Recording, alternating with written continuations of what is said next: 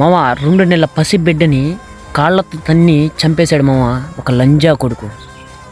తెలంగాణలో జరిగిన ఇన్సిడెంట్ ఇది. దేవుడి దర్శనానికి పోవడం కోసం పోతూ ఉంటే వేరే వేరే వాళ్ళని పంపించి వీళ్ళు కూడా పోతూ ఉంటే దర్శనానికి శ్రీనివాసరెడ్డి అనే వాడు అడ్డుకొని 100 రూపాయలు ఇస్తే దర్శనానికి పంపిస్తానని చెప్పి అసలు 100 రూపాయలు ఎందుకు ఇవ్వాలని ప్రశ్నించినందుకు కాళ్ళతో తన్ని చంపాడు మా లంజా కొడుకోడు, ఒక పసిబిడ్డని, 2 నెలల పసిబిడ్డని. అలాంటి లంజా కొడు గురించి మనం మాట్లాడము, ఎందుకంటే నాన్వేషన్ అన్న గురించి మాట్లాడుకుంటాం మనం. ఏదైనా కూడా శివాజీ అన్న చీర కట్టుకోమన్నాడు కదా, దాని గురించి మాట్లాడతాం. అనసూయ ఇప్పేసి తిరగమనింది కదా, దాని గురించి మాట్లాడతాం. ఇలాంటి సంఘటనల గురించి మనం మాట్లాడమ్మ, ఎందుకు మనకు అవసరం లేదు ఇలాంటి సంఘటనల గురించి.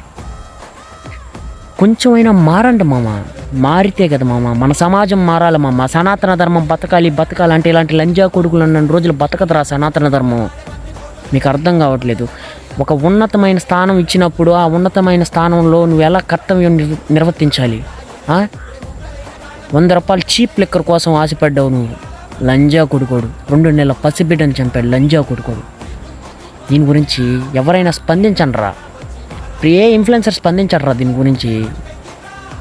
అనసూయ చీరపమంటే, శివాజీ అన్న చీర కట్టుకోమంటే, నాన్వేషన్ గాడు ప్రాతాయుగం త్రోపర యుగంలో జరిగిన దాని గురించి మాట్లాడితే అప్పుడు మనం స్పందిస్తాం. ఇలాంటి వాటిని మనం స్పందించడం అవసరమా మనకి?